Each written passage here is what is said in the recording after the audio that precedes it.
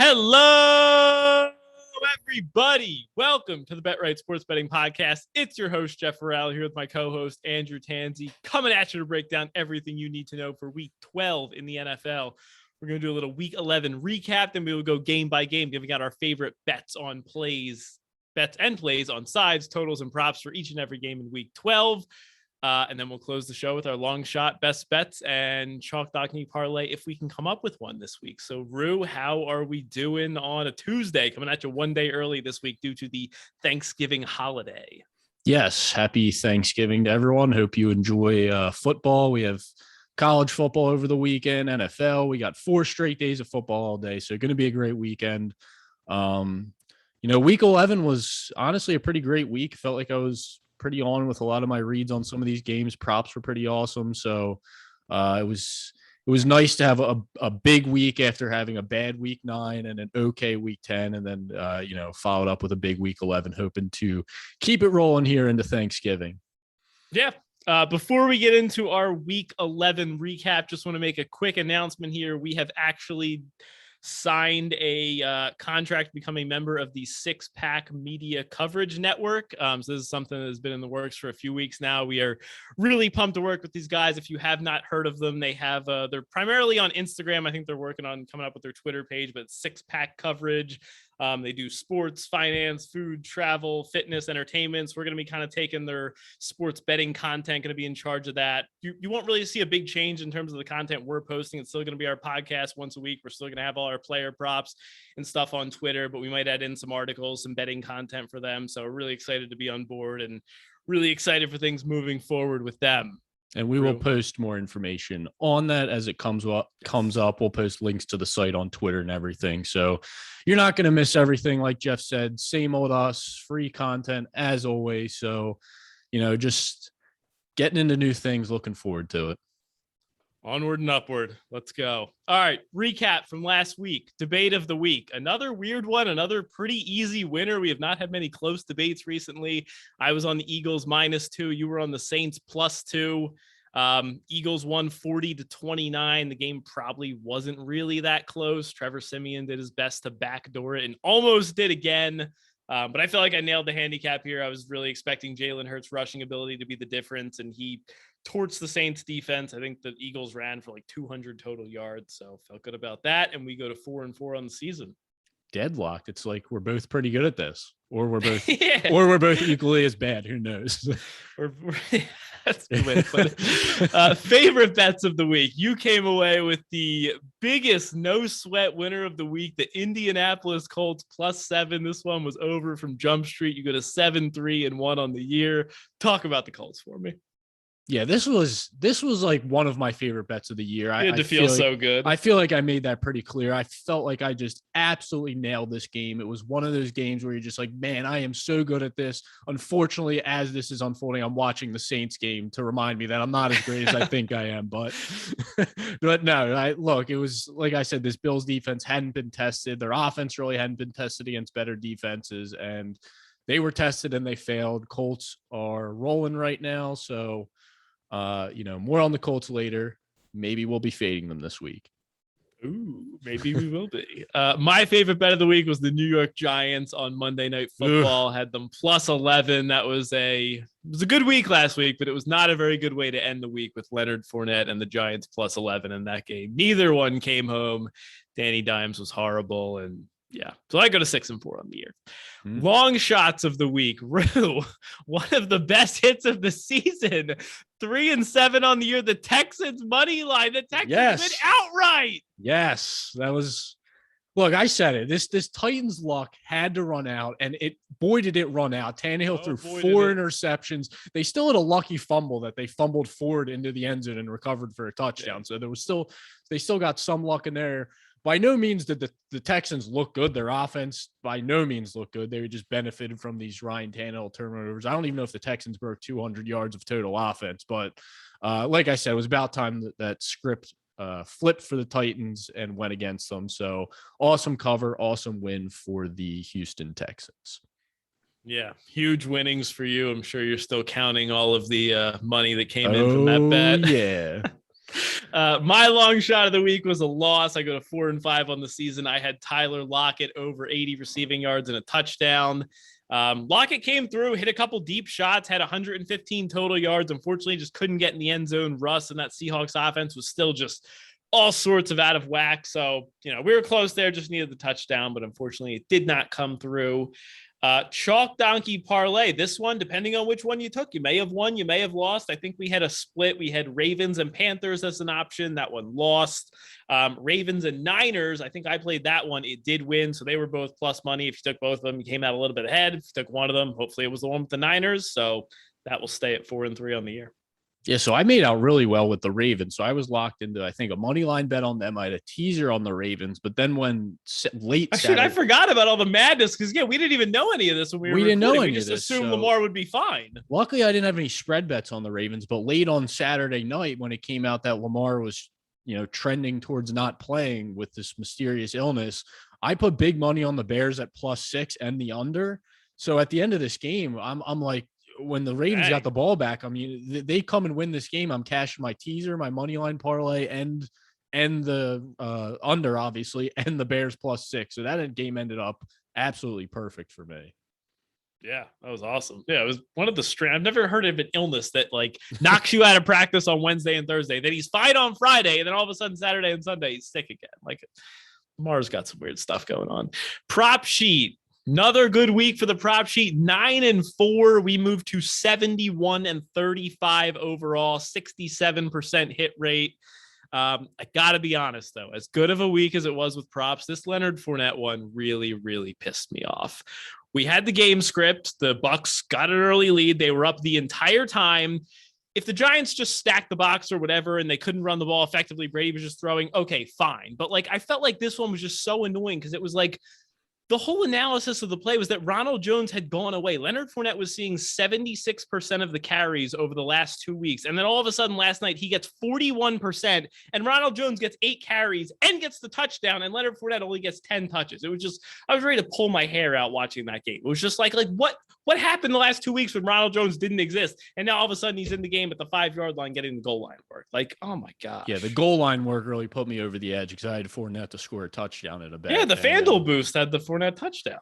And then the game opens up with a reverse to Chris Godwin, then a reverse to Mike Evans. And it was just their whole running game seemed to be just screen passes, basically, as using as an extension of their run game. So, yeah, I mean, sometimes you're just we weren't even wrong on the game script. It was just wrong on the game plan, I guess you could say. I guess sometimes it works out that way. So maybe we're back to not trusting Bruce Arians and his running backs.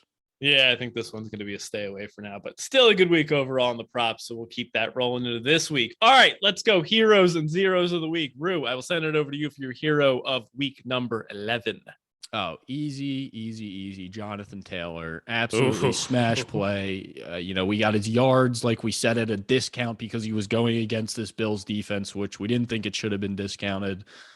Easy over there. I think he's still scoring touchdowns at this point. So Jonathan Taylor, hero of the week.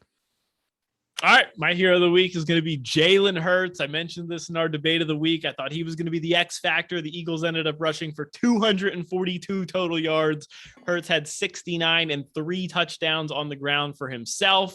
So as a Eagles fan, this was a pretty awesome game to watch. I had Eagles money line, Hurts over rush yards, Goddard over receiving yards. I mean, I was cashing everything in this game. And Mark Ingram came through on our prop sheet. So anytime you can go 4-0, 5-0 in a game, someone's going to be in contention for hero of the week. So thank you, Jalen Hurts. Zero of the week. Rue, what do you got? Pete Carroll and Russell Wilson. Russell Wilson for the second week in a row. Again, if you're listening to this podcast, I think this is now my 4th bet with 7 points of closing line value that I've now lost, where the team has lost outright. So if you want to know how to play the market but still lose bets, I'm your guy, because I had the Seahawks at +2.5. They closed as 5-point favorites and they lose outright.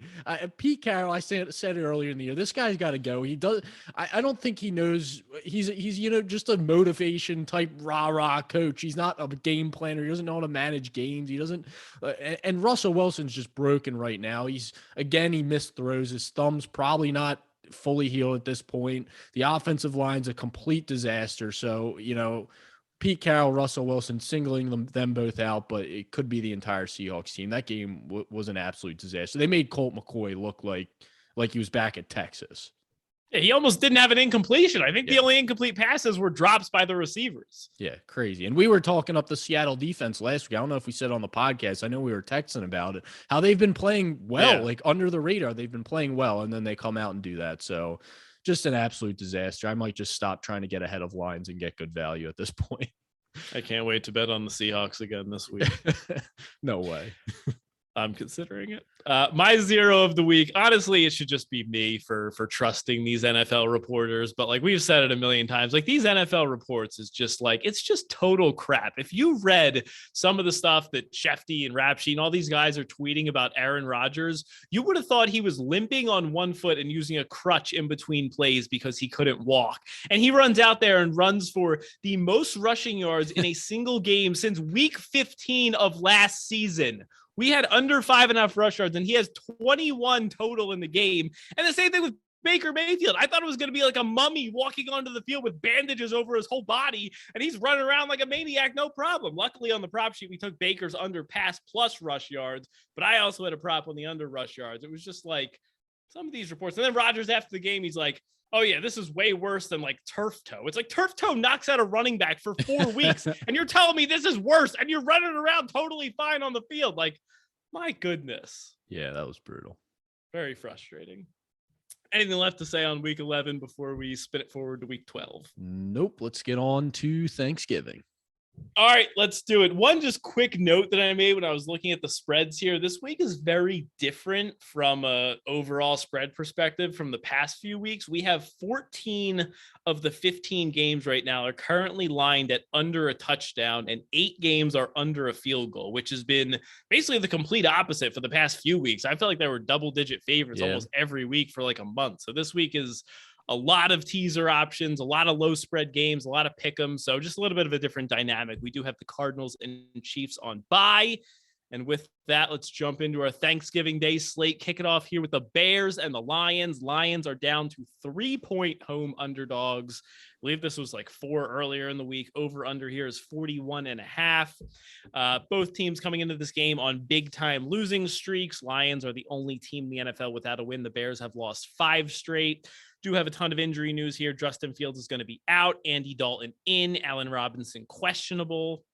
And then on the Lions side, they have not made an official determination at quarterback, right? Last I heard, it was probably Tim Boyle, but Goff still had chance of playing. So practice reports today actually looks like Goff is trending towards playing. So he's okay. That could explain some of the line movement toward the Lions. Yeah, which, I mean, if you want to bet based on Jared Goff playing, then power to you. But I mean, look, he's an upgrade over Tim Boyle. As much as we want to make fun of Goff, he's better than Tim Boyle. I mean, I could say last week that Tim Boyle wasn't the worst quarterback in that game, to be honest with you. Okay, in that game, for 77 yards and 2 interceptions. Let's not act like Tim Boyle had a good game. That was just a shot at Baker. I know. These two teams did play back in week 4. The Bears closed as a 3-point home favorite. I was all over the Lions, and I think they went like 1 for 7 in the red zone with 3 turnovers and lost the game 24-14. What do you have here in this game? Do you have a play on the side or total in this wonderful, wonderful Thanksgiving game? So I took the Bears -3. I took this before the week 11 games thinking that, I was under the assumption Boyle was going to. Of course you did. I was under the assumption Boyle was going to play. I still don't hate it with Goff in, to be honest with you, but, I expected Boyle to come out and look terrible, which he did. I thought the Bears had a chance to win against the Ravens after Lamar was ruled out, obviously, which they did not. So I was expecting a little more movement here, but I'm fine with the Bears at -3. By no means do I think the Bears are a good team, but the Lions are worse. They're down 3 offensive linemen right now, which hurts the run game, which they would want to lean on. I'm kind of expecting a ground-based attack from both teams, and Montgomery had a huge game against the Lions earlier when they played over 100 yards and 2 touchdowns. So I expect more of the same here. I wouldn't lay over 3. I would keep the 3 flat. I wouldn't go 3.5. I also have a Lions team total under 20 bet here. I'm not expecting, regardless of who's at quarterback, the Lions haven't scored 20 or more points since week 1. So, like you said, they stink in the red zone. They're not good on third down. If they do score here, it's going to be off turnovers or another broken play like last week. They could have easily been shut out last week if Baker didn't give them a field goal off an interception and Swift broke a big run. So I'm not expecting much scoring in this game. You could take the game under if you want, but I think there's some big play chances here with Dalton at quarterback. He's not afraid to throw it downfield like you saw last week. Mooney. Yeah. So I like the Detroit team total under 20 and Bears -3. I did not touch the spread in this game. I'm totally with you on Lions team total under 20. I got 20.5. I found like a -135 on Fox Bet, but if you get it at 22, that's fine. I had the exact same stat as you on them scoring the season, so I'm totally on board there. No play on the spread here. I was honestly leaning towards the Lions in this if we were going to get +4, +4.5. It looks like those are all gone. So if it's 3, this is just a pass for me. I'll just go with the Lions team total under. Did you have any props in this game? I was expecting more props to be out by now. Looks like we're slowly getting them for some of these games. Yeah, still waiting on the status of Allen Robinson. Obviously, Mooney saw 16 targets last week, only 5 catches. That's not a very good catch rate, but no. If you're getting that target volume, we'll see how the books adjust to that. So I'll be waiting on his props. I was hoping for maybe a TJ Hawkinson discount at 3.5 receptions, but it looks like his opened at 4.5 at plus money, but we'll see where the other books come out. That was only on DraftKings. And you could go to David Montgomery. His yards opened at like 76.5. That's probably right where I would have placed it, but I'm not opposed to taking the over on that. I haven't yet. So yeah, I took a smaller play on Montgomery. FanDuel has it at 74.5 now. I think that's pretty good. He played 95% of the snaps last week. Like you said, went 23 for 106 when they played in week 4. Lions defense ranks 29th in the rush. I would say on anything under 77.5, I would play Montgomery for like maybe a half unit. And then Mooney, he opened at 55.5 receiving yards. It's a little higher than I wanted. I might play. I'm gonna wait to see what Robinson's status is, because if he plays, Mooney's total will drop. So don't bet it now. But I think that's a decent look. And then you could also look at over 22.5 for Mooney's longest reception. He's typically a higher ADOT player. He has he has a reception of at least 20 yards in 4 straight games, and the Lions ranked dead last in DVOA against the deep pass. So I certainly think Dalton will take a few shots to Mooney, and he should have the time to do it, because it's not like the Lions D-line is going to present a whole ton of chaos in the pocket. So those were my plays for props. Nothing on the Lions side. I don't think I can go back to Hawkinson after he goosed us when we had over 4.5 receptions 2 weeks ago. Yeah, not great. That was painful. All right, if that is all, we will move on to the afternoon game. Let's go Raiders, Cowboys. Cowboys 7.5-point home favorites. The over-under is at 51 here. Raiders put up a pretty sad effort against the Bengals last week. Did not look very well. Cowboys could not do anything right on offense against the Chiefs. We have a couple injuries on the Cowboys side here. Amari Cooper's definitely going to be out with COVID here. CeeDee Lamb somehow is questionable for this game. Concussion protocol normally takes like a full week to get cleared. I don't know how he's getting cleared on a short week, but it sounds like he has a chance to play. And then Ezekiel Elliott should play. It seems like he's gotten hurt during the game in like 5 straight games. Like, I don't know why they don't just give him a week off and give Pollard some of the work here, but it sounds like they're all going to play. At least Zeke and Pollard. Do you have a play on the side or total here? I don't have anything on the side. I think that I was expecting it to be 7. Now that it's 7.5, it's not really enough to get me to buy the Raiders. And I wouldn't lay over a touchdown with the Cowboys. Yeah, I don't have a play on the side right now. I would lean the Raiders at 7.5, but with the way they've looked since they've come out of the bye and lost Ruggs, it's just a completely different offense. They've scored 16, 14, and 13 their last 3 games against below average defenses. Cowboys, this is an offense we've been talking up all season that looked bulletproof, but now they're starting to look like a hit or miss offense, like 6-3 and outs last week. A couple weeks ago, they got dominated by the Broncos. So I don't really know what to expect with this team. I think Tyron Smith is a key injury to watch. I think you said he's trending towards playing, but that's definitely a key injury to watch with Ngakoue and Crosby on the outside for the Raiders, which is probably the strength of their team. I see this as one of those ground and pound games for the Cowboys, especially if Lamb does end up not playing, missing their top 2 targets. I want to be invested in a Zeke rush yards, but it's just the way he's splitting work with Pollard, and I'm starting to think Pollard actually is the better back, which I know is something you've advocated for in the past. I kind of rather just play Pollard rush yards. I mean, you're probably going to get him like high 30s compared to Zeke, who will be mid 60s. Like Pollard last week went 7 for 50, the week before 11 for 42. I'd rather take him in the high 30s. And like I said, Zeke's been banged up like 3 or 4 weeks in a row. Like I wouldn't be surprised if they try and give Pollard some more work. Yeah, I definitely wouldn't hate that play. You said are they posted yet or no? So Zeke opened at 64 and a half. They don't have a line for Pollard. Okay. I'm expecting it to be mid to high 30s, but no official line yet. Okay. I think you could make a case for the under in this game. If you wanted to lean Raiders team total under, like I said, they've scored. Dude, you're stealing all my plays. Oh, sorry. They've scored 16 or less. I'm not going the Raiders team total just because I think they're going to hang around in that 14 to 20 point range. And they've, 3 of 11 in the red zone the last 3 weeks. So I think one extra red zone conversion could push them over the, 20 and a half, 21 and a half team total.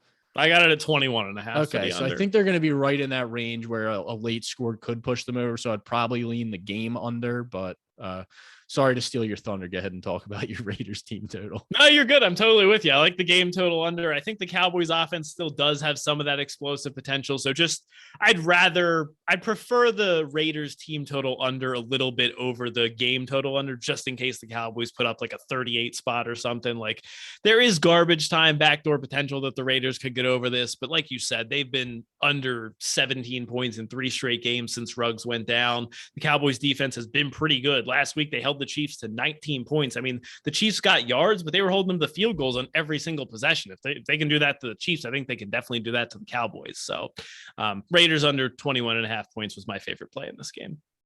All right. Any props you would look at besides the Pollard over? Anything on the Raiders side? Nah, there's nothing on the Raiders side that I want to touch. Like Waller's props are still inflated as if it's, week 1 or 2. And there's really no one you can trust on that offense. I'm with you. Yeah, Hunter Renfrow had like a little bit of a buy low window, but I feel like his props are now way too inflated too. So, all right, let's go to the Bills and the Saints. Saints are going to be up to a 6-point home underdog here. Over under is 45. Very interesting matchup. 2 teams with arrows pointing in the wrong direction.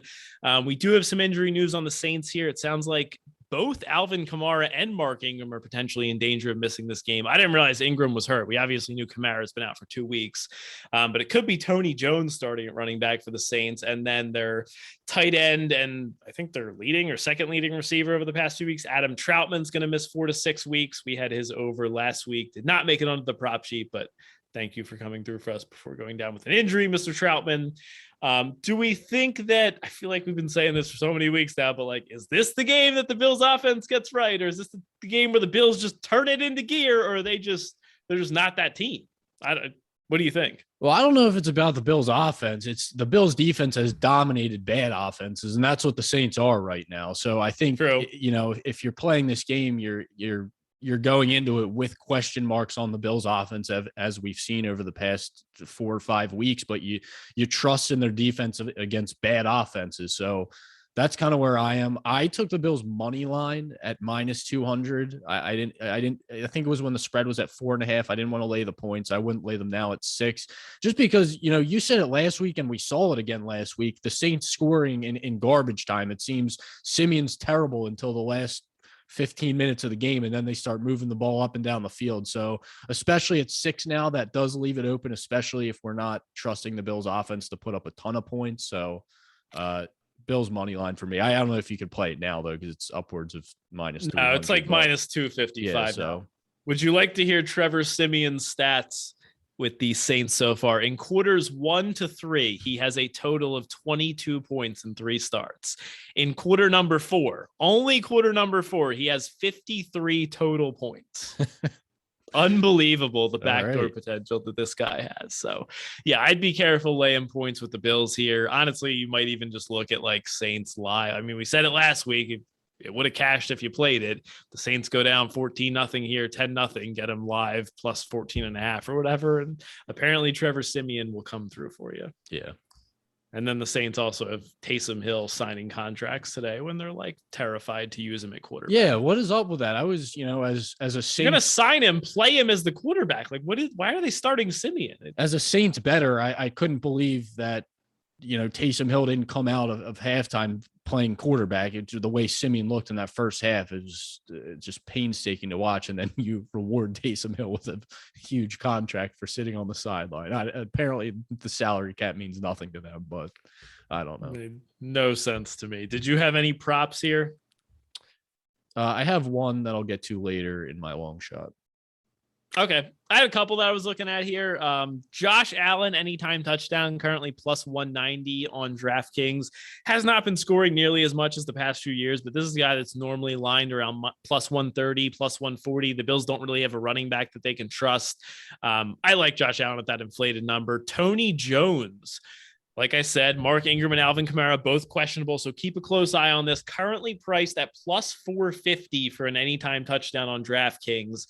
Maybe you want to try and wait and see what the injury report is. Maybe you just take a shot at it now, but I can pretty much guarantee you if Ingram and Kamara don't play, Tony Jones is going to end up like plus 140 for an anytime touchdown. So I think plus 450 as the starting running back for the Saints is definitely a good play.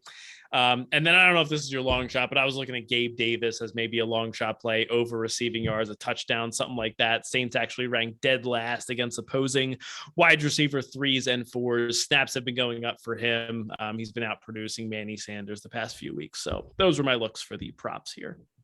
All right. Let's go to Sunday. Kick it off with the Falcons and the Jaguars here. The Jaguars are going to be 1 point home underdogs. Over under here is 47. This is a pretty disgusting matchup. I do not want to watch this game. This is a London game. This is a London game. I don't know why they just have to. This should not be played on U.S. soil. Yeah, this game's not allowed to be played in the U.S. Unfortunately, I'm going to be pretty invested in this. This is one of my favorite bets of the entire week and in contention for my lock of the week. Injury news before we break it down on the Jaguars. Jamal Agnew, their pseudo wide receiver 1 special teams player, is done for the season. On the Falcons side, Calvin Ridley is still MIA. I would assume Cordero Patterson comes back this week. He was like a true game time decision on Thursday Night Football last week. So you got to imagine an extra 10 days. He should be good to go. And that should definitely be a boost for this Falcons offense. I will kick it over to you here first. Do you have a play here on this game? I don't have a play. I have a few props, so I'll let you dive into your breakdown of why you like Matt Ryan and the Atlanta Falcons, and then kick it back to me for some props. All right. I'm going to be all over the Falcons here. I played their money line at minus 110. If you want to just bet a -1 money line, either one, the chances of the game landing one are very low. I just think that the Falcons are a better team here. This is a team that had won 4 out of the last 6 games before losing to the Patriots last week. Yes, they look terrible. It was just 1 week. The Patriots are an awesome defense. I think that lack of Cordero Patterson was a real blow to their offense. We know the Patriots were able to key in on Kyle Pitts and basically take him out of the game. The strength of this Jaguars defense is the run game. They've actually been really solid at stopping the run. Guess what? The Falcons have the absolute worst running back core in the entire league. They can't run the ball on anybody, no problem. But what I think that the Falcons have success on offense is when Matt Ryan has time to throw. I don't see this Jags D-line being able to cause him too much pressure. Their numbers against the Jaguars' numbers in the pass rush are not anything impressive. So I think you give Matt Ryan time to throw, you give him Cordero Patterson back. That's going to open up space for Pitts in the middle. I just think the Falcons can move the ball, and the Jaguars' offense is a mess right now. Their schemes are atrocious. They have no creativity. Jamal Agnew, their one playmaker, is now out of the game. James Robinson's been banged up, but they keep playing him. So I really like the Falcons here. I was honestly expecting them to be 2.5 point favorites in this one, maybe even -3. So the fact that it's basically a straight pick 'em, I'm all over the Falcons. Yeah. All right. I get it. I would lean the Falcons, but I'm not nearly as excited about it as I can't wait to bet this game. I've already bet it. I mean, I have multiple units on this. This is one of my favorite ones of the week. All right, go ahead. Prop it up.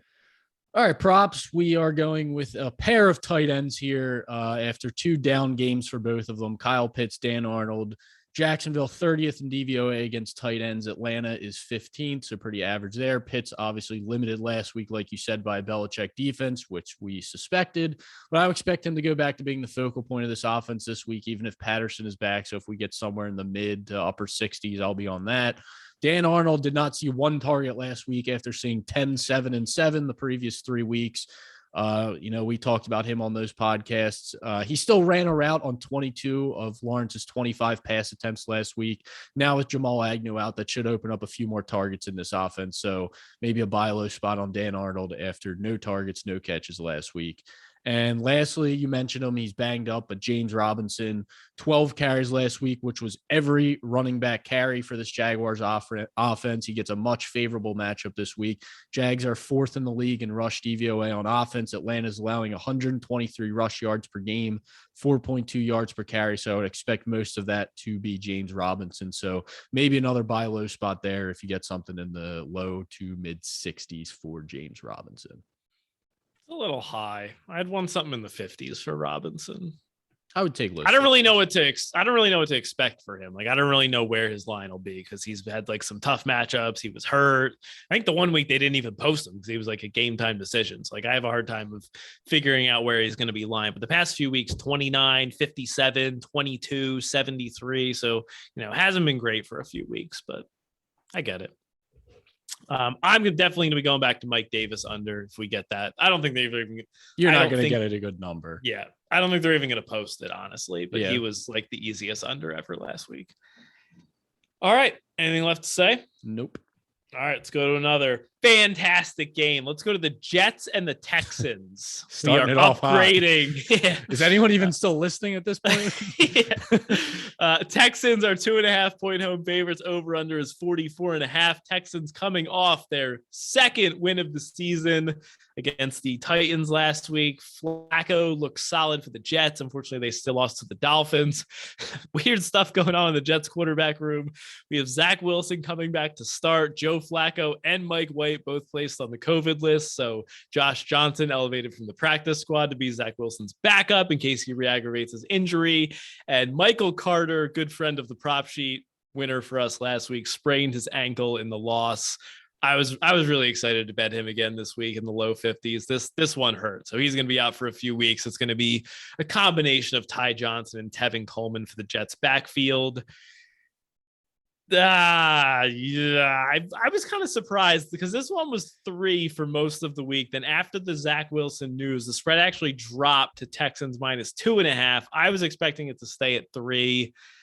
If it's 2.5, I think I'm just going to have some teasers with the Jets in them. Not my favorite teaser leg, but I do think that this is, it's going to be a low scoring game. It's 2 bad teams. I think they can keep it within 8.5. If we did ever get a Jets 3.5 or 4, I think I would just play them on the spread, but I'm going to wait and see where this line goes to later in the week. Are you going to have a play on this fantastic game? No, see, when I originally dove into this game, it was with, assuming Flacco was going to start again, and I would have been inclined to take the Jets at 3.5, but with Zach Wilson, I don't know what to do with this team. Like I said, the Texans offense still didn't look too great last week. Despite the win, they only had 190 yards. So they're just, in these matchups, it's just 2 terrible teams. I think you do take the points at like a field goal or more, but you can't lay it with the Texans. You can. So it's Jets or pass. It's Jets or pass, but I think I'm going to pass. I don't want to get involved. It's honestly like the Jets and Dolphins game last week where I'm perfectly fine staying out of it. Is there so much volatility with Zach Wilson that you wouldn't even consider the Jets in a teaser? Or do you see the Texans winning by more than 2 scores or by more than 1 score? I think there's a world where it can happen because there is that much volatility with Zach Wilson, but a lot of the mistakes he makes are under pressure, and the Texans don't have a great pass rush. So I don't know. Who knows? It's tough to get a read on this game. A lot of moving parts all season for both of these teams. So yeah, I don't think I'd play the Jets and teasers. This game might be an all around stay away for me, aside from one prop. I mean, a lot of Zach Wilson's matchups have been pretty brutal. Looks like he played the Falcons one game, threw for 192 yards, 1 interception, no touchdowns. That was probably his easiest matchup of the season. So maybe he looks good here because it's the Texans, but we'll find out. Any props for you in this game? I actually have one somehow. Yeah, this might just be a buy low spot on Brandon Cooks. I think he only had 1 or 2 catches last week, not less than 20 yards. So if you get any type of a discount on him, yards in the upper 50s at, 4.5 receptions, I'll be on that. This Texans team has absolutely no run game to speak of. They just got rid of Phillip Lindsay, so they're down to David Johnson and what else? Rex Burkhead. That's right. Yeah. So, and they're both averaging like 2 yards per carry on the season. So it's all passing. Tyrod should have more success against this Jets defense, you would think. So give me Brandon Cooks at a buy low spot if we get good numbers. Yeah, and the Texans did run the ball a ton last week. Cooks really wasn't involved. That was honestly just because of the weather. That game was downpouring the entire time. The Texans were playing with a lead. Like, that game script and that weather report's not going to happen again here. This game's obviously played in dome, so I think this is a good spot if you get Cooks in the high 50s or low 60s. I'm going to see where Elijah Moore opens for the Jets. He's been really good. He's kind of taken this Jets number 1 wide receiver role over the last 3 games: 7 for 84 and 2, 3 for 44 and 1, 8 for 144 and 1, including a team high 11 targets last week. I would feel better if it was Flacco again. This is a little bit tough just because those 3 lines are with 3 different quarterbacks somehow. We had Mike White, Josh Johnson, and then Joe Flacco, and now it's Zach Wilson. So I mean, it's a good sign that he's putting up numbers with basically anyone who's playing quarterback, but you'd like to see a little bit of that quarterback wide receiver chemistry. So I'm going to see where his numbers open. If he's somewhere in the low to mid 40s, I think he's worth a shot as like maybe a long shot or like a smaller unit play. Yeah, that's a pass for me just for the reasons you said. But, I get the spot, but I feel like with his production recently, you might not get a favorable line because you're going to get a line based on what he's done recently. But we haven't seen that type of production with Zach Wilson. So I would want it low 40s. Yeah. Like 44.5 would be the last one I take. If they open like 53.5, easy pass for me. Okay. Don't chase the production, but if you get something really low, I think the volume will be there. Okay. All right, let's go to one of the more interesting games of the week, potentially. Tennessee Titans against the New England Patriots. Patriots are up to 6-point home favorites. Over under is 44 here. Patriots dismantled the Falcons on Thursday Night Football, have now won 5 straight games. The Titans continue their extremely confusing season with wins over the Colts twice, the Rams, the Chiefs, the Saints, and the Bills, and losses to the Texans and Jets, naturally. So I think this is going to be an incredible football game. Not necessarily because there's going to be a ton of points or big plays, but I just think this coaching matchup is really fascinating. Obviously, we have the former player, Mike Vrabel, going up against the master, the Dark Lord himself, Bill Belichick. We all remember Tom Brady's last game as a Patriot where the Titans won 20-13 in the wild card round. And Vrabel found that like weird loophole in the NFL rulebook where they're able to wait like a minute and a half before they punted the ball on 4th down. And Belichick's just like fuming on the sidelines. Like, I'm really interested to see how this one plays out. I think like both coaches are going to pull a bunch of tricks out of their hat. They're going to be trick plays, fake punts. Like, I think anything's on the board here. Because of that volatility, I have no play on the game here. I think the Patriots have proven that they're the better team, but I also think the market's probably overvaluing them a little bit. It feels like if you're laying 6, you're probably buying at the top with the Patriots. So this is a pass for me. Just going to sit back, watch it, and have some fun. All right. So I took the Patriots at 5.5. And, I'll preface this by saying this preface. I say preface, Preface. What are you doing here? That sounds all right. I will preface this by saying this goes against, everything I try to do in betting, because I feel like I'm getting the Patriots at their absolute peak and getting the Titans at the absolute bottom. So, I'm aware of that, but in this spot, the Patriots are just, I'm aware of that. I'm not going to deny it and try and say there's so much value on this. I would not play it at 6. 5.5 was the last number I would play it at. This Titans offense right now, they put up yards last week for the first time in 3 weeks, but they complemented that with 4 turnovers. You have Julio on IR. AJ Brown is questionable. They just released Adrian Peterson. Jeremy McNichols is banged up. There's Marcus Johnson's probably out. Yeah, Marcus Johnson's probably out. So there's just no weapons left on this offense. The Patriots defense right now is just playing on another level. I can see the Titans getting held to less than 14 points here.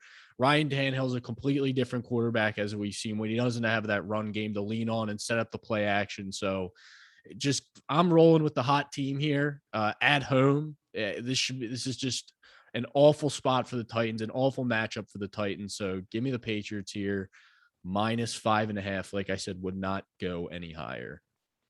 I get the play. I feel like this game for me is very similar to a game that we'll talk about soon, the Eagles and the Giants. I feel like from a numbers perspective, the Titans are the valuable side here. But if you look at like the on-field handicap and how you think the matchups break down, the Patriots should win this game by double digits. The Titans should not be able to move the ball an inch in this game. And I feel like that's kind of similar with the Eagles. I think they're probably buying at the top on that spread. But if you look at the matchup, I think it's a great matchup for the Eagles, and they're going to be able to control the clock and win the game. So very interesting dynamics here. For me, it's a pass. Did you have any props that you were going to be looking at? I had one play potentially. Yeah, no props in this game for me. If AJ Brown does play, I think this will be a fantastic spot to bet his under. We'll probably get a number in the low to mid 60s. We know Belichick historically loves to take away the opposing team's number one weapon. And if AJ Brown plays, he will not only be the number one weapon, he will be the only weapon. So I think that would be a fantastic spot. I'm really hoping AJ Brown plays just so I can take us under. And then the Titans have the 25th ranked run defense. You can look at the Patriots backfield. The problem is it's just so split. Harris. Don't go down that road right now. Yeah, we were all, you had the Harris as the lead back a few weeks ago, but I think it's just, there's no need. They basically just alternate drives at this point. That's what they were doing in the Falcons game. Yeah. All right. That was it for me on this one. Let's go to the game that I just drew similar parallels to. The Eagles and the Giants. Our Philadelphia Eagles are 3.5-point road favorites over the New York Giants, over under 46.5. Giants coming off an embarrassing primetime performance against the Bucs. Just fired their offensive coordinator, Jason Garrett. Meanwhile, the Eagles have ripped off back-to-back dominant wins against the Saints and someone else, and they are creeping into the NFC playoff picture. Wow. The other one was. The Broncos. Exactly. Jordan Howard likely going to be out for this game for the Eagles. I don't think we have any major injuries on the Giants. They're actually pretty healthy right now. They're just not a very good football team. Do you have a play on this game? Yeah, again, this is the opposite of the way I've been betting all season. So maybe it's not a good way to go, but I'm taking the Eagles, who are probably going to be a pretty big public play here. I grabbed them at 2.5. Again, I would take them at 3. I would not take them at 3.5. It seems like a trap, but like you hinted at, when you dig into these numbers, the Eagles just rushed for over 200 yards against the number 1 ranked rush defense. And now, you're going to New York here against the 30th ranked rush defense. So, 30th in DVOA, 31st in adjusted line yards against an offense that's top 5 and top 10 in both those categories. So I'm just struggling to see how the Eagles don't completely control this game and run it right down the Giants' throat. The defense has been much better recently for the Eagles. And we saw the Giants last night just, look like an absolute disaster on offense. The only touchdown they scored was off a fluky interception on a screen pass to Mike Evans. So two teams heading in different directions. And it just, everything here just points to the Eagles. So I'll jump into the trap. I'll take the Eagles at -2.5 or 3.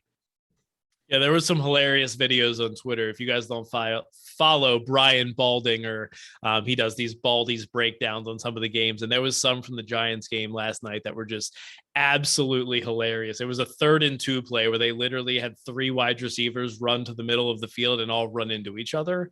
And Daniel Jones basically has nowhere to throw it to and just has to throw it away. It was just hilariously bad. Notable Jason Garrett was fired for the Giants. So whether you look at that, whether you looked at it as a positive, short week firing an offensive coordinator, it's still a big adjustment no matter how bad he was. Well, they bring in offensive genius Freddie Kitchens to take over the play calling duties. So they should have a big upgrade there. If you do not want I don't think I would lay 3.5 for the Eagles. I kind of like their money line. It's expensive, but currently there's a -174 on FanDuel. I think I got it -165 earlier today. Do you think that's okay? -180 or below on the Eagles just to win the game? Yeah. I mean, I guess I'm talking up how I like the Eagles here to win and stuff, but it's a hefty price to pay in a divisional matchup still. So you never know what's going to happen in these games on the road divisional, but I don't know. I might wait to see if a 3 pops back up. I don't know if that's going to happen the way the Eagles have been getting bet in the market. So doubt it. I mean, I guess if you want to go that route, I would grab it now before it, gets even closer to -200, but I wouldn't. You basically have to decide if you like the Eagles the day the line opens, and if you do, you need to bet them immediately. Yeah, exactly. Because you're never getting a better number on this team. Which is what I did this week, so because I knew it was going up. Yeah. All right, prop plays for you in this one. I have 2. Yeah, I mean, the obvious play is to look at Miles Sanders or Boston Scott here. We'll see where their yards open up. This should be, a possible Miles Sanders breakout game that we've been waiting to see the entire season. So we'll see what kind of line we get. I would probably take somewhere in the 60s, maybe up 69 and a half. You going over or under? That might be a pass for me. I was going to say 70 and a half would be the last one I'd bet. 65, 66 would probably be the last I would play it at. I'd play it up to 70. Okay. So we're not far off. Yeah. Giants ranked 30th at defending the run. Eagles have a huge mismatch in the trenches. This is one of the best offensive run blocking teams in the league. Sanders went 16 for 94, as you mentioned, against the best run defense in the league last week. And then Jalen Hurts, similar story. If he's lined in the high 40s again, just going to keep taking it. He has been over 53 rush yards in 5 straight games. I would play him up to 51 and a half. Had him last week, no problem. Got to 69 yards. So I like both of them. And then how about a Miles Sanders touchdown? Does not have a single touchdown on the season. Not a huge touchdown guy. Sanders had 6 rushing touchdowns last season. So I want to see where the price opens, but I have a feeling one's coming. He's got to be due for some regression. He's got to get in the end zone soon. Jordan Howard's not there to steal all those goal line carries. So I think we might get like a plus 150 on him. I think this could be the week Sanders finally breaks through and gets into the end zone. Yeah, I would take something as long as it's at plus money, which it should be because no touchdowns. But yeah, like you said, no Jordan Howard. Right. If they just price him as like, oh, he's the starting running back, like give him like a standard plus 100 line, like definite pass. I would need at least plus 140 to bet it. Yeah. And then the other prop, I would look at Saquon Barkley, his rush plus receiving yards. Touched on it last week, same reason I was on Mark Ingram. The Eagles linebackers continue to not be very good at football. So once they break that second level or get it to Saquon in space, he should have some room to work with, make a few guys miss. So probably look at his total yards, see where they open up at. All right. I don't love it. I feel like it's going to be like, yeah, keep doubting me on these plays against the Eagles. We almost didn't get Ingram on the prop sheet because you were doubting me last week. Got him. I feel like Saquon's going to be like high 90s, low hundreds, though. We'll see. What was he at last night? I don't know. That wanted nothing to do with it. But last night was also against the Bucs defense. That's different. They're never going to line him high, but yeah, we'll see. We'll see where it opens. All right, let's go to the AFC North. Let's go Steelers, Bengals. Bengals are 4-point home favorites. Over under is 45 and a half. Very, very important game in the AFC North standings. Bengals currently in second at 6-4. Steelers a half game behind them in third at 5-4-1. Got to keep a close eye on the Steelers injury report this week. TJ Watt, Minkah Fitzpatrick, Joe Hayden, all up in the air. I know Najee was banged up on Sunday Night Football. It sounds like he's going to be fine, but just keep an eye on all these guys. Assuming we get some positive injury news for the Steelers, and honestly, it's not even assuming because I've already bet it. This is a pretty easy bet on the Steelers for me. 2 things that we have learned so far this season. The Pittsburgh Steelers are terrible as favorites, 0-5 against the spread as a favorite this season. The other thing that we have learned, they are awesome as underdogs. Steelers 4-1 against the spread as underdogs. So pretty easy play for me here. I was expecting this to be Bengals at a flat 3. So I grabbed the Steelers at 4.5. I think it's fine at 4. Don't even hate it at 3.5. I think anything over 3 here is a pretty big overreaction, assuming the Steelers are going to get some of these guys back. I got to imagine they're at least getting Minkah and Joe Hayden back in the secondary so they can look a little more competent than they did against the Chargers last week. What do you got? Yeah, I've been trying to ram home these Steelers underdog spots to you all season. Mike Tomlin since 2018, he's 18-4 against the spread. We don't as need an the underdog. historical stats. I'm just saying this Mike Tomlin as a coach, he is one of the best, most profitable coaches to back as an underdog, and it's continuing this season.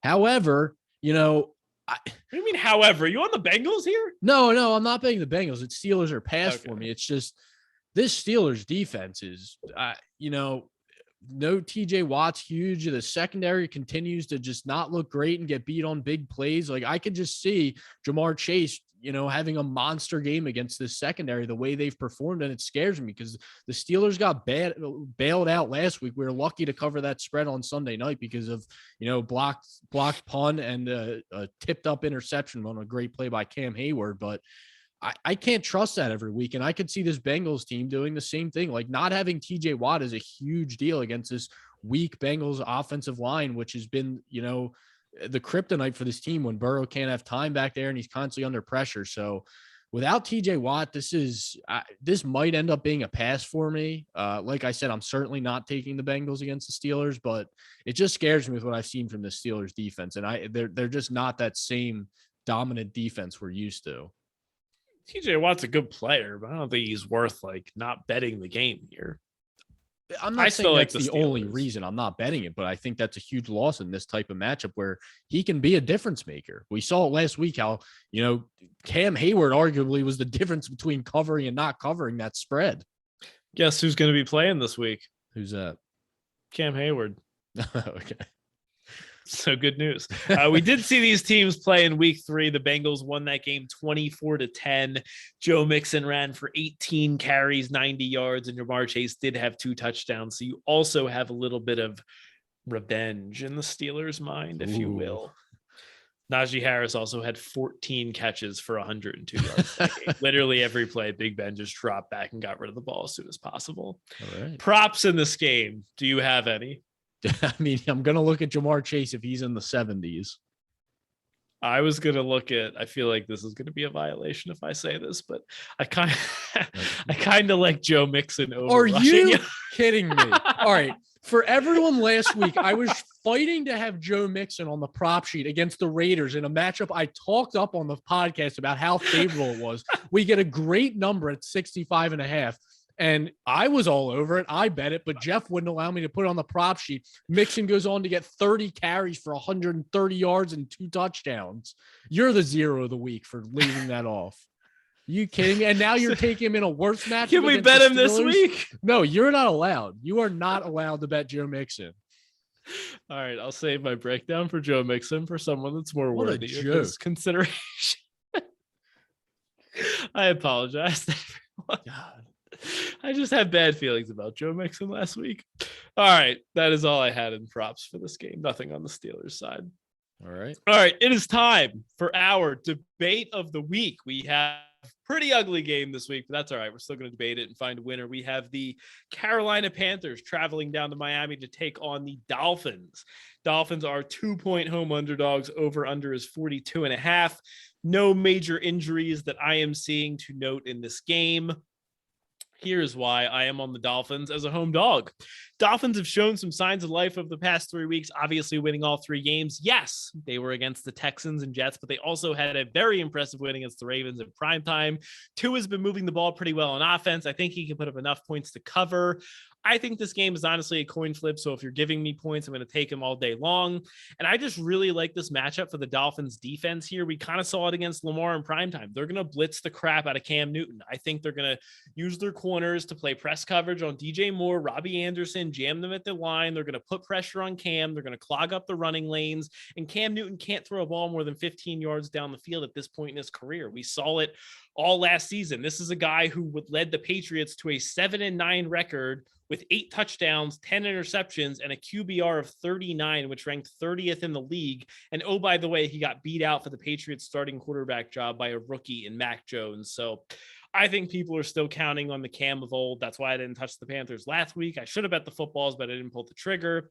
I'm going to continue fading Cam until the market reacts. Give me the Dolphins as a dog here.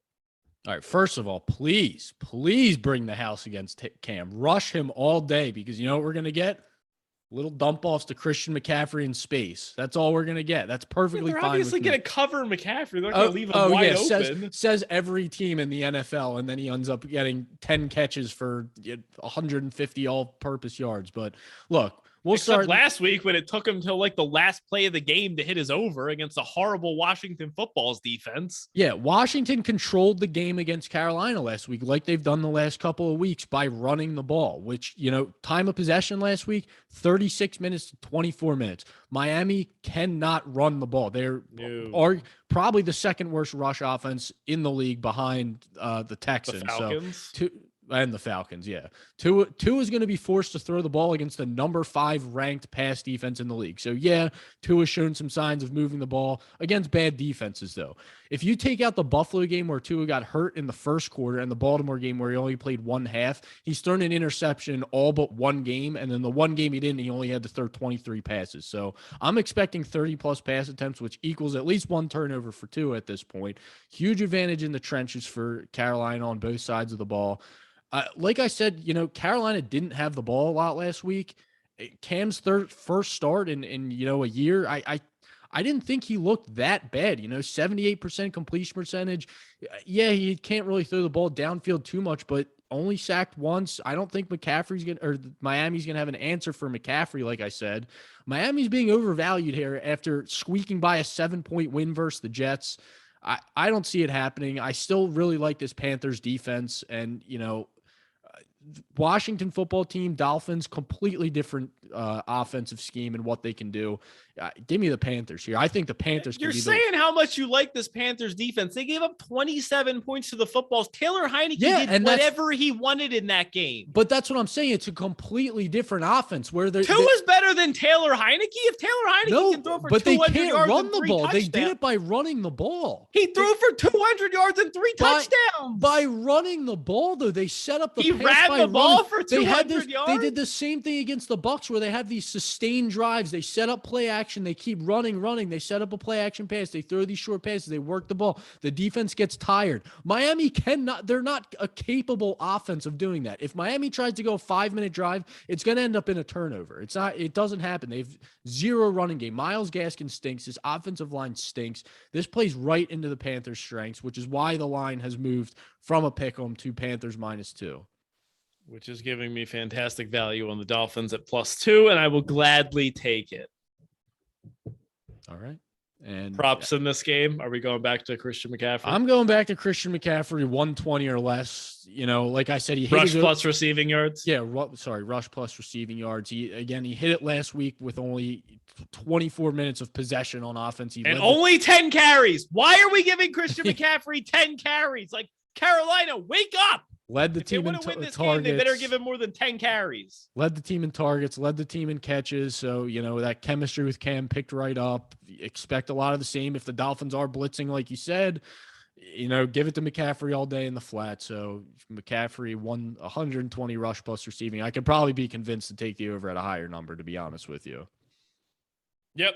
I'm with you. Hard not to go back to him. All right, let's move on here. Let's go Tampa Bay Bucks against Indianapolis Colts. Boy, as we said in the beginning, Jonathan Taylor is really good at football. It feels like the Colts are one of the hottest teams in the league. Winners of 3 straight. Couple injuries in this game. The Bucks, Antonio Brown's likely going to continue to remain out. Vita Vea, big injury in the middle of that Tampa defense. It sounds like I would expect he probably gives it a go this week. It sounded like he was getting closer in practice last week. But I think that's definitely going to matter in this game. I think this game, the handicap is a little bit similar to the one against the Bills last week. We said if the Colts can control the game on the ground, really establish the run with Jonathan Taylor, I think that's a huge advantage. So I think whether Vita Vea is in there or not, that's going to be a big difference maker. But either way, I just think that the Bucks under a field goal here is actually kind of crazy. I love them at -2.5. I bet their money line. I just don't see how this just feels like an overreaction. I feel like the Colts are getting a little bit overvalued now, going from +7 at the Bills to now only +2.5 against the Bucks. I know we flip home field, but I have the Bucks rated higher than the Bills even before last week. So this is all all Bucks here for me. Do you disagree? Are you going to be back on the Colts? No, I'm with you. This is the spot we love. It's a sell high spot on this Colts team coming off a massive win. They've been playing great football. I talked up this Colts team last week. Obviously, they're my favorite bet of the year last week. You made a great point. I like the Bucs even more with Vita Vea back in the middle there because that's huge for their run defense. This is going to be the biggest test for, I'd say, both of the strengths of these teams, which is the Tampa Bay rush defense and the Indianapolis rush offense. I like Tampa Bay's rush defense a lot better than the Bills. I think Tampa Bay's has been battle tested. It's a similar defense to last year where they were the number 1 rush defense. They've faced better teams this year. I don't expect them to come in and shut Jonathan Taylor down. I don't want to come off as, saying I expect him to hold him to 3 yards per carry and 40 yards, but I think they're going to limit him enough to where it's not going to be like last week where Wentz can throw for 100 yards and they score 41 points. Wentz is going to have to make throws in this game.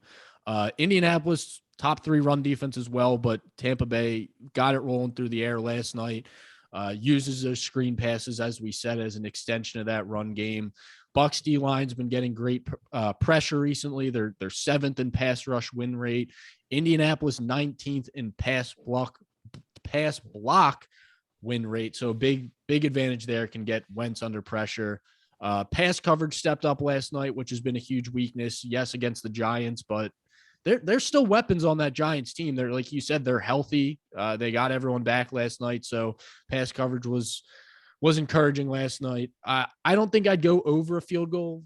I don't know if I'd lay 3.5. I do expect this game to remain close. I don't expect the Colts to lay down by any means. So I love it at 2.5, would not play 3.5. Yeah, I would say -3, -110 for the Bucs is the last thing I would play, but definitely prefer 2.5. My favorite play in this game is actually the Bucs team total. I was shocked. 26.5 is the number. I got this on BetMGM at -115 today.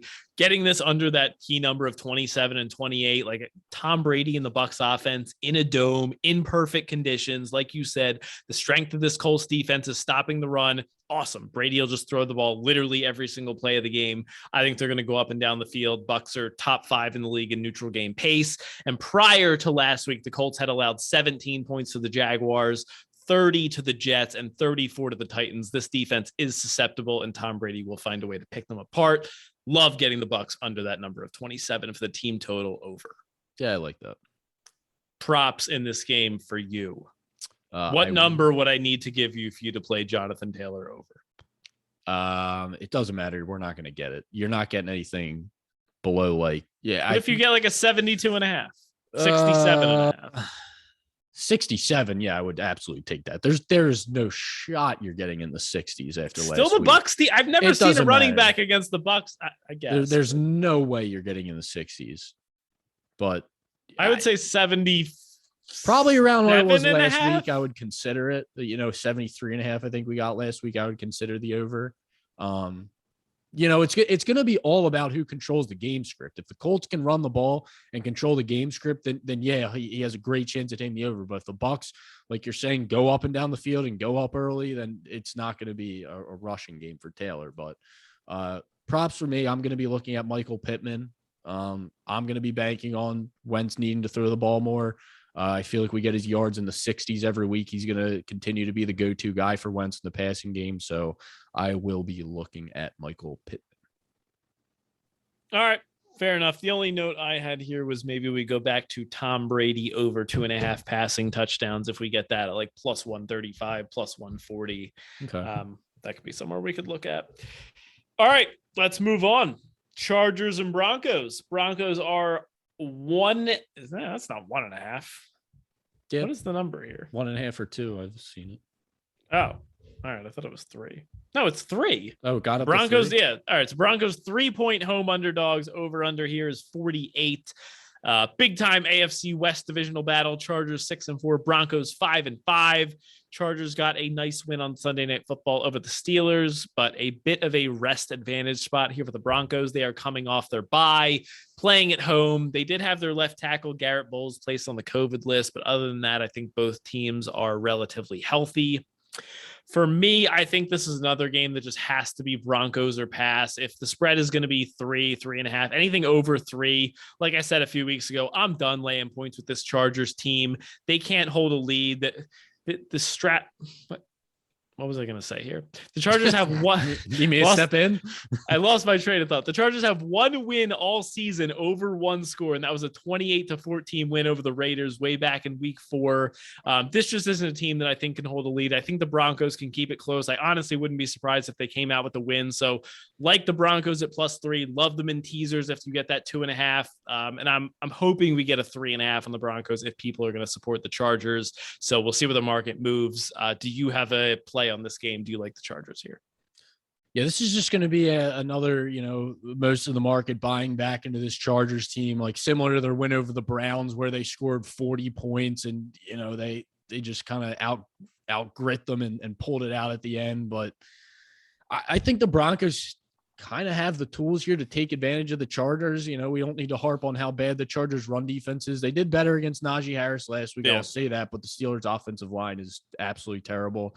We've seen Javonte Williams and Melvin Gordon, perform pretty well in certain matchups. They're both capable of breaking off bigger runs and rushing for 50 plus yards each. So I think the Chargers can lean on that. They also have, enough weapons on the outside to take these underneath throws that the Chargers basically allow teams to have. So, and Bridgewater is the perfect quarterback for that. Game manager quarterback, run the ball, throw these underneath routes to Jerry Jeudy. So, yeah, I haven't taken the Broncos. I think if I get a 3.5, I'll end up taking them. But, Broncos are pass here for me. Okay.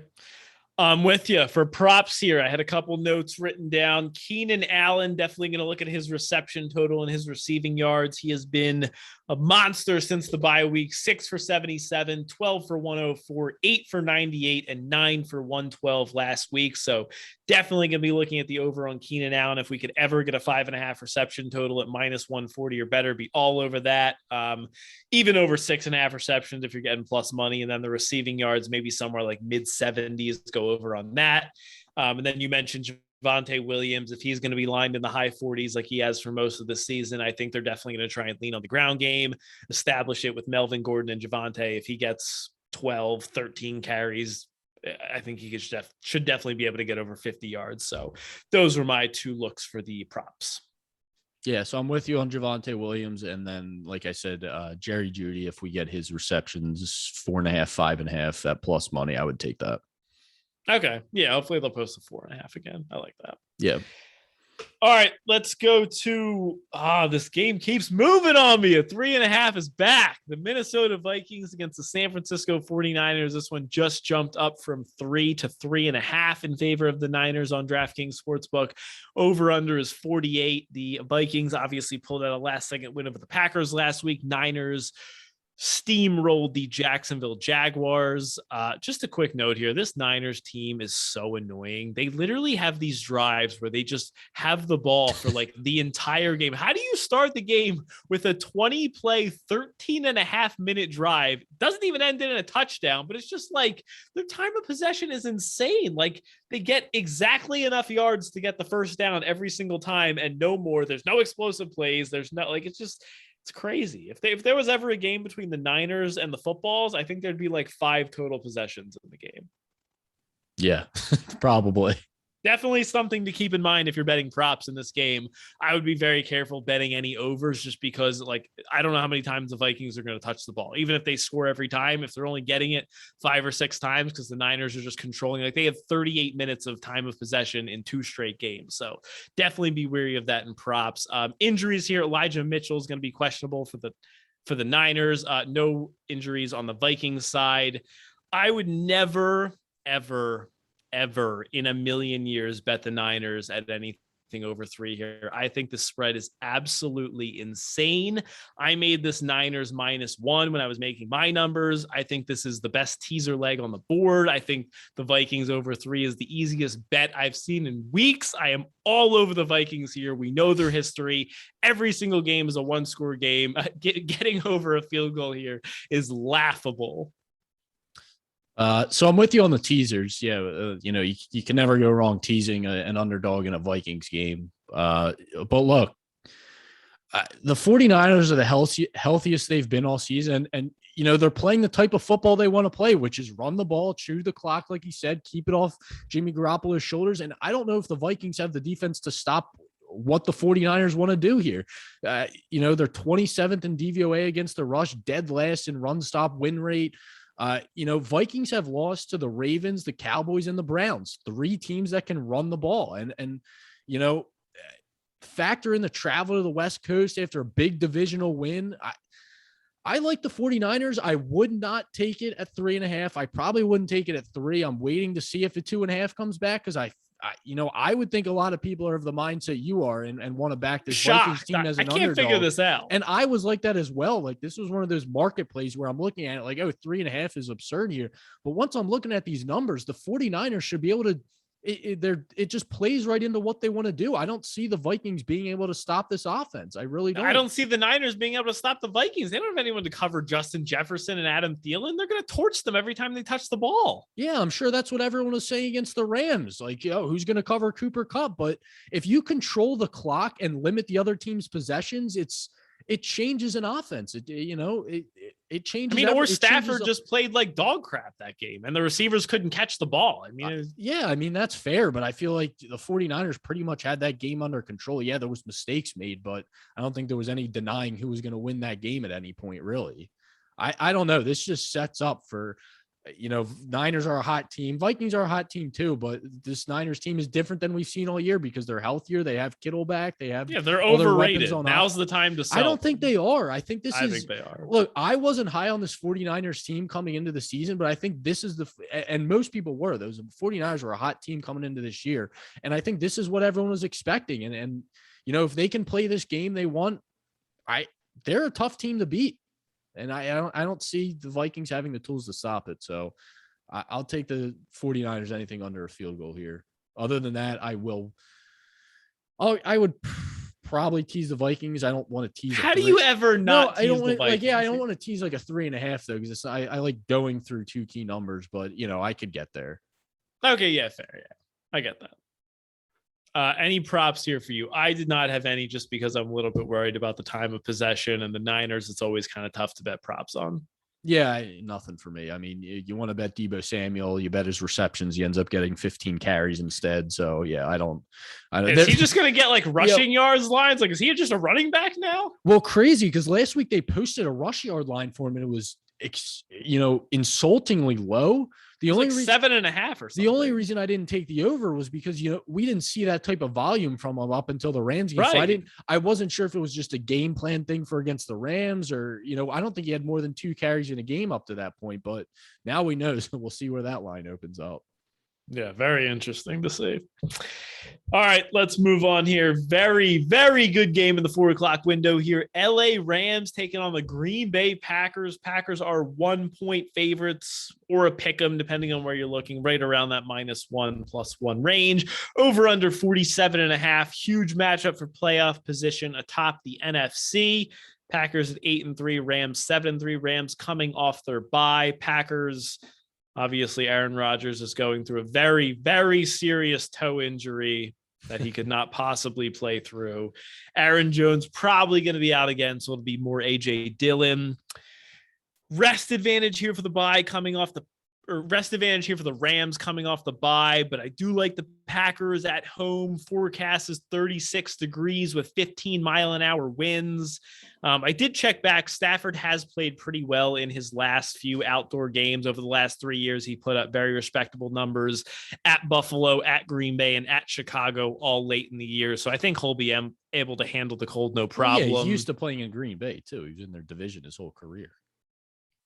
Yeah, I mean, you only play at Green Bay once a year, and half the time it could be early in the season. Yeah, but he's also plays in Chicago once a year, too, for his whole career. So, okay, well, the point is he does it well. I know. I'm just saying you're acting. I mean, you could play there once a year. If you play like crap every time, we should probably fade him. I'm just saying he's played well in those games.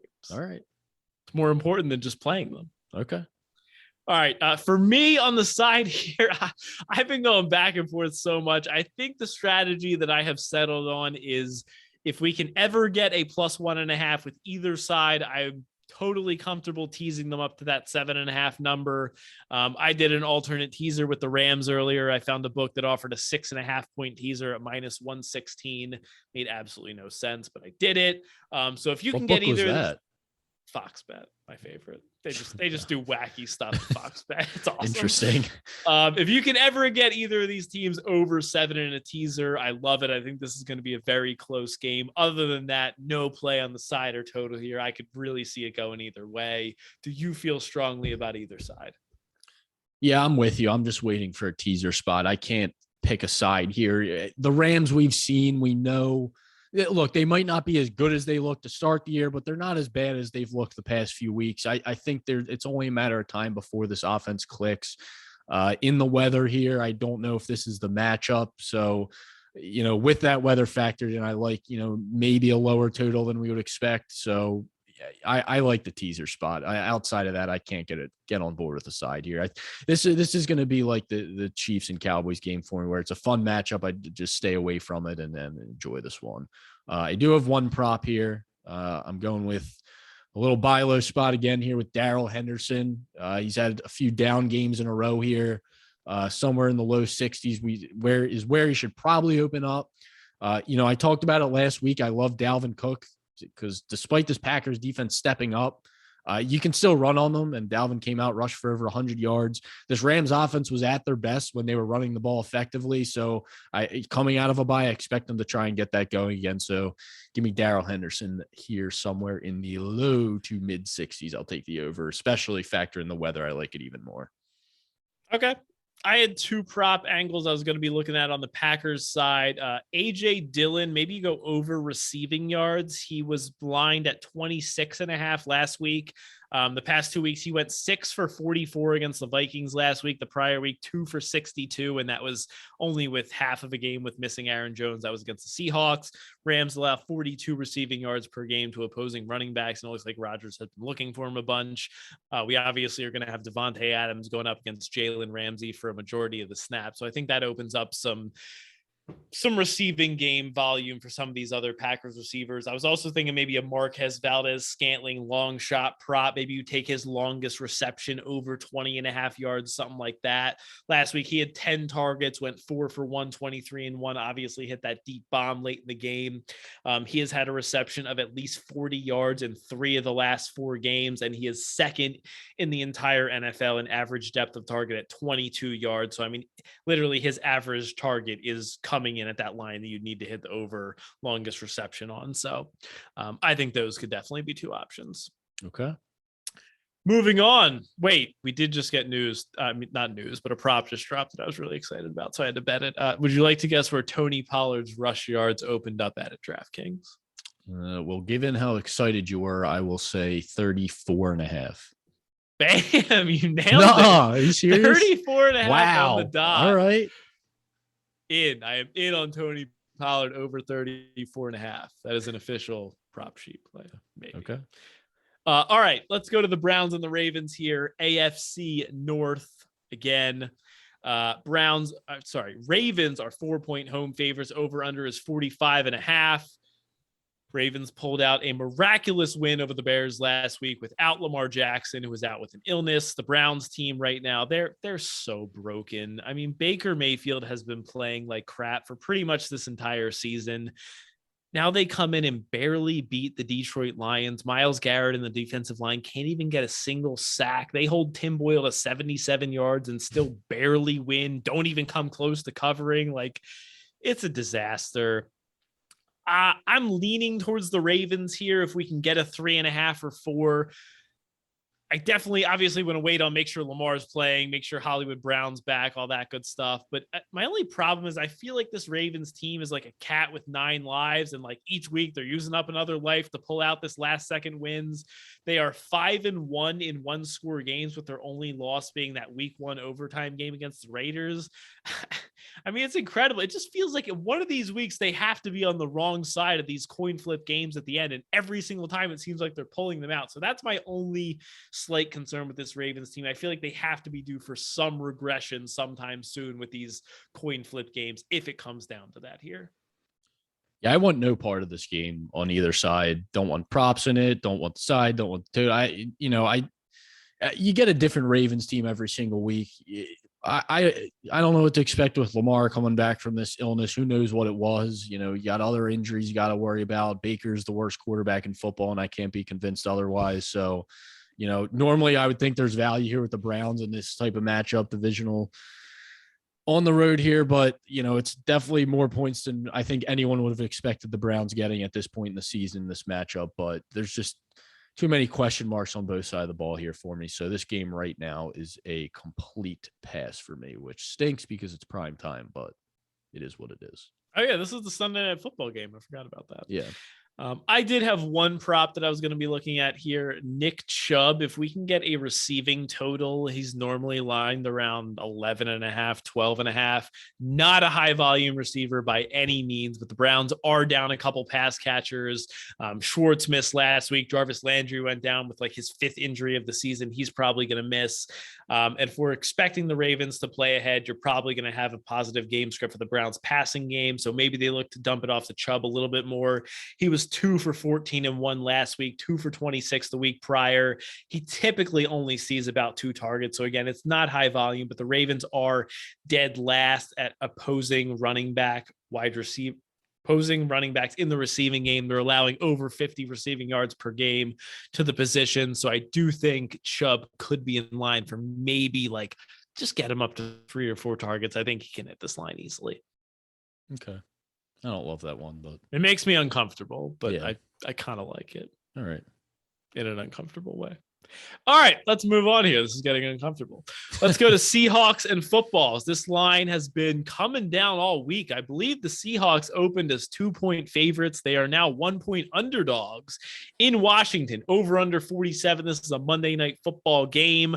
I think you pretty much said it at the beginning. Russell Wilson honestly just stinks right now. Pete Carroll needs to retire. It's incredible the amount of weapons they have on that offense. DK Metcalf and Tyler Lockett are 2 of the best receivers in the league, and the offensive output has been 13 total points in the 2 weeks since Wilson came back from the injury.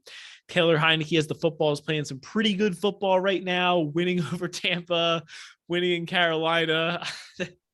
I hate this game so much because every time I look at it, I know I need to end up betting Seattle here, and I want no part of it, but I feel like I have to bet them. How are they an underdog to the footballs here?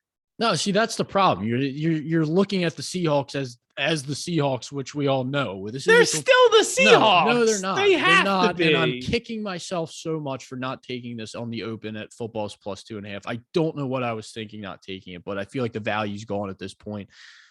We've seen the Seahawks offense, how bad they are. What are they going to do with the 25 minutes of possession or less that the footballs have been allowing the last few weeks? You know, if the footballs continue to play this style and have success with it, I don't see any way the Seahawks win this game. They're, you know, the biggest concern is the footballs being down. Their 2 top pass rushers, obviously, and that's the Seahawks offensive line has been absolutely terrible. And that was part of Russ's biggest problem. If he has time to throw, it's still Russell Wilson. It's still Russell Wilson. It's not Russell Wilson. It is. He's still missing throws though. Like he's missing. He's gonna get it back. Yeah, you keep saying that, but I don't know if it's gonna happen. So if I just bet it every week, it'll happen eventually. Okay, yeah, and then hopefully you're not too far in the hole by the time you hit one. But yeah, this is a wait and see for me on the Seahawks. You know, I'm not gonna sit here and speculate that Russell Wilson's gonna be back this week like I did last week when I took the Seahawks. So it's a wait and see for me.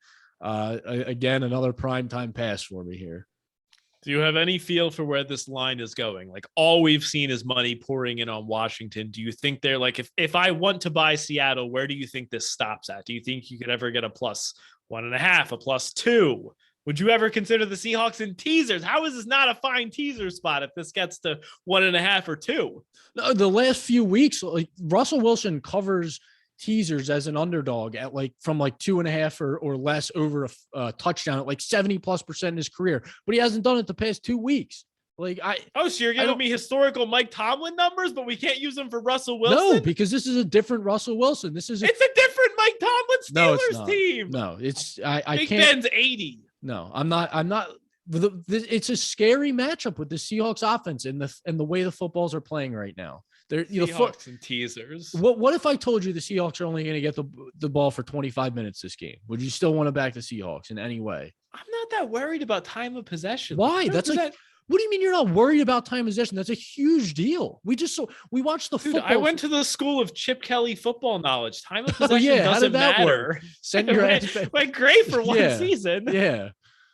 The footballs just beat the freaking Bucks 2 weeks ago because of time possession. If they take 9 minutes to go down the field and kick Yeah. a field goal, who cares? They got a field goal. That's great. And they won all right. They won the last 2 weeks doing this. So I don't know how you're arguing it. The 49ers have been winning the last 2 weeks doing it. So I don't know how you can really say time of possession doesn't matter when you're limiting. The sample size of 2 games is inevitable. It's not 2 games. Well, I'm sure we could find some data about teams that hold the ball in this capacity win more times than not. You're limiting the possessions of the other team. It's like in basketball.